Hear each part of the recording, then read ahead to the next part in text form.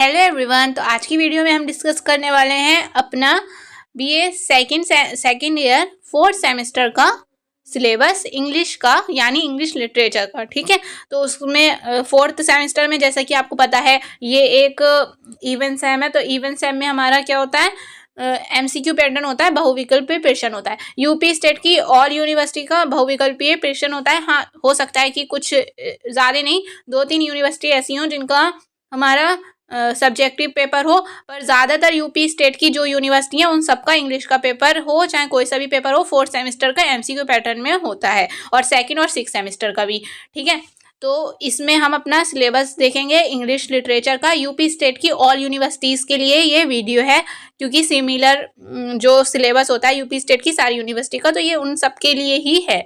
तो जो हमारा पेपर है इसका हमारा टाइटल है इंडियन लिटरेचर इन ट्रांसलेशन।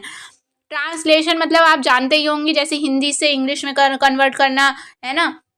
तो बस उसी सब के बारे में पढ़ना है। कुछ ऐसे मतलब हमें प्रोज में भी पढ़ना है, कुछ स्टोरीज जो ट्रांसलेट की गई हैं, है ना, इंग्लिश में। और इंडियन स्टोरीज हैं, हिंदी में लिखी हुई हैं, कुछ किसी लैंग्वेज में, अदर लैंग्वेज में लिखी हुई है, उसको इंग्लिश में ट्रांसलेट किया गया है।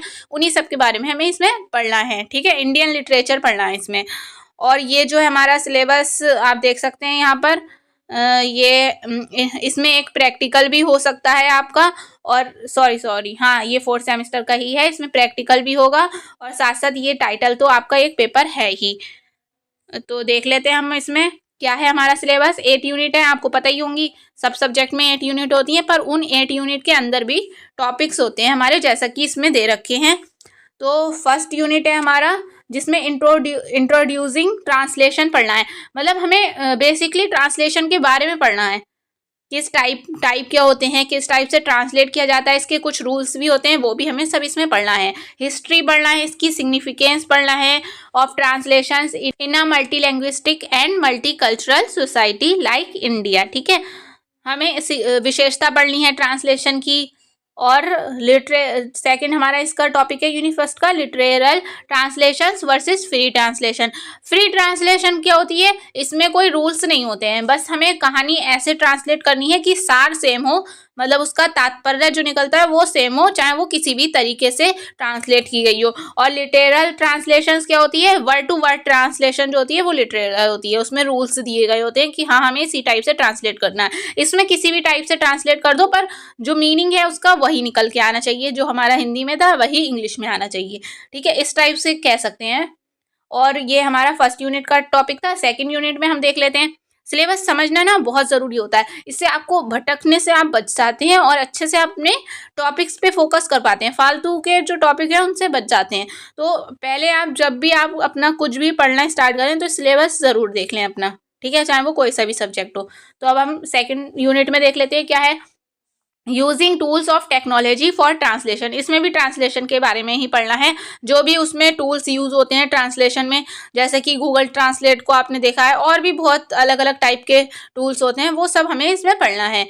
कंप्यूटर मोबाइल ट्रांसलेशन सॉफ्टवेयर और translation different kinds of texted with different level of complexity and for transliterations. ये सब हमें मतलब टूल्स के बारे में पढ़ना। ओवरऑल देखा जाए इसमें ट्रांसलेशन के जो होते हैं, यूनिट सेकंड में भी हमें ट्रांसलेशन के बारे में पढ़ना है।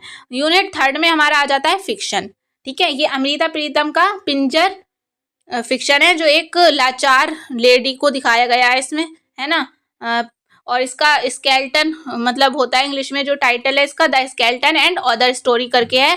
हिंदी में ये था, हिंदी नहीं शायद कोई और लैंग्वेज था, मुझे इस टाइम नहीं पता, पर हाँ कोई और लैंग्वेज थी। फिक्शन है ये, और अमृता प्रीतम जी ने इसे लिखा था, और इसको ट्रांसलेट किसने किया था, खुशवंत सिंह ने। इंग्लिश में किसने ट्रांसलेट किया था, खुशवंत सिंह ने। ठीक है, नेक्स्ट हमारा यूनिट है फोर्थ, जिसमें हमें पोइट्री का पढ़ना है।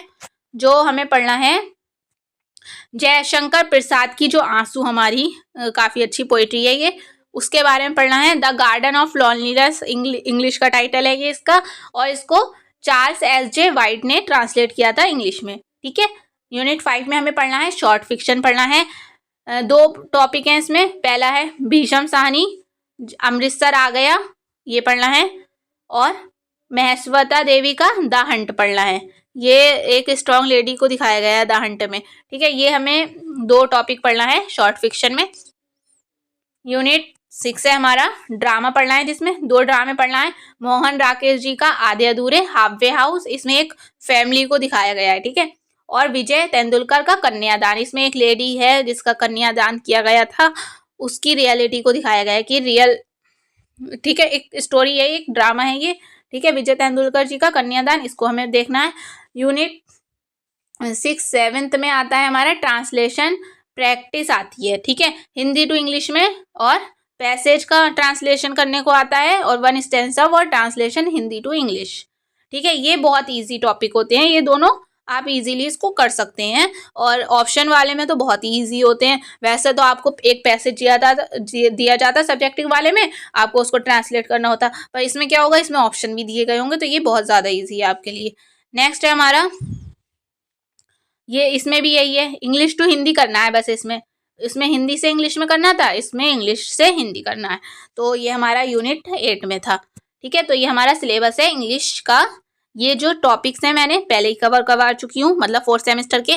और अपडेट 2024 का ये सिलेबस वही है जो पहले 4th सेमेस्टर का था।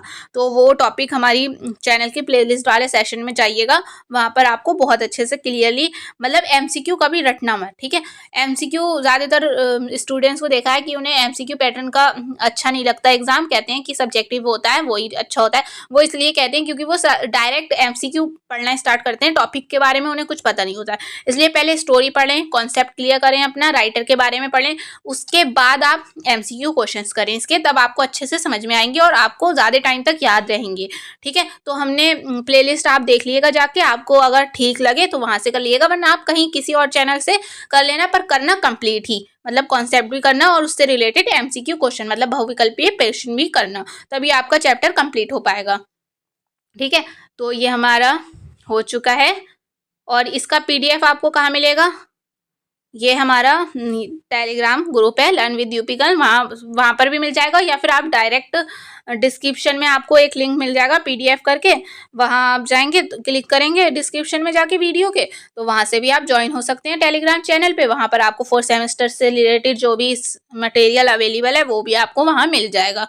और बाकी सिलेबस, मतलब 4th सेमेस्टर का बाकी सब्जेक्ट का सिलेबस भी अपलोड कर दिया गया है, आपको अलग प्लेलिस्ट मिल जाएगी, तो वहाँ से आप, और जो भी आपके सब्जेक्ट हो वहाँ से आप देख लीजिएगा। और हाँ, एक बात सुन लीजिए, वैसे तो ये यूपी स्टेट की सारी यूनिवर्सिटी के लिए ही ये सिलेबस है, पर कुछ कुछ यूनिवर्सिटी ऐसी होती हैं जिनका एक आध चैप्टर जो होता है ऊपर नीचे कर देते हैं, चेंज कर देते हैं या फिर, तो वो आप प्लीज़ अपनी यूनिवर्सिटी की ऑफिशियल वेबसाइट से डाउनलोड करके एक बार देख लीजिएगा अपना सिलेबस, ठीक है, नज़र डाल लीजिएगा कि वैसे तो जहाँ तक यही होगा, है ना, अपडेटेड सिलेबस है ये, पर आप फिर भी कंफर्म कर लीजिएगा। और जिसको नहीं आता है सिलेबस डाउनलोड करना अपनी यूनिवर्सिटी का, वो आप यूट्यूब पे अपनी यूनिवर्सिटी का नेम लिखें और उसके आगे लिखें कि सिलेबस कैसे डाउनलोड करें, तो आपको वीडियो मिल जाएगी, किसी भी उसकी देख लीजिएगा, किसी भी चैनल की, और वहाँ से आप ईजिली देख के डाउनलोड कर लीजिएगा। बहुत आसान होता है, बस आपको एक बार ध्यान से वीडियो देख लेना और फिर कर लेना डाउनलोड, है ना। तो वो कंफर्म ज़रूर कर लेना। वैसे तो ये है यूपी स्टेट की यूनिवर्सिटीज़ के लिए ही है ये सिलेबस, ठीक है। और अब तक आपने चैनल को सब्सक्राइब नहीं करा है तो प्लीज़ चैनल को सब्सक्राइब कर दिएगा, और वीडियो थोड़ी भी अगर हेल्पफुल रही हो तो वीडियो को लाइक ज़रूर कर दिएगा। Thank you for watching.